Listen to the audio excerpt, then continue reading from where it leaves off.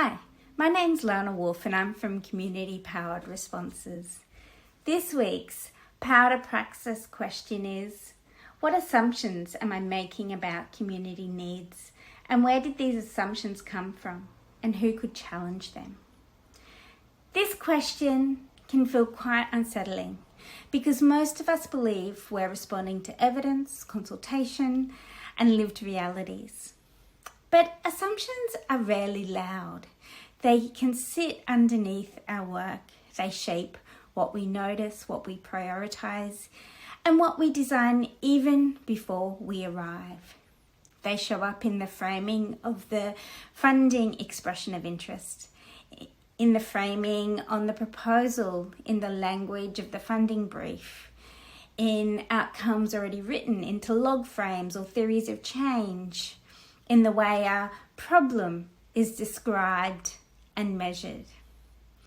Sometimes our assumptions come from donors, sometimes from dominant sector narratives, sometimes from research that has travelled across contexts without translation, sometimes from our own professional training, past projects, or the pressure to be seen as effective.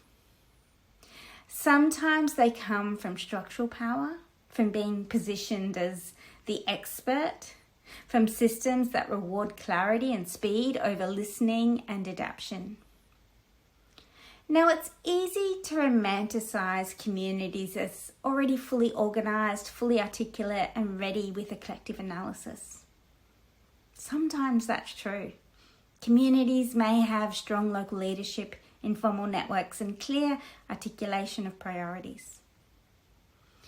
But sometimes, for many different reasons, decision-making spaces have been narrowed, voice has been professionalised, dependency relationships have been normalised. People and communities may be navigating fatigue, fragmentation, internal hierarchies about whose knowledge counts. So the assumption can cut both ways.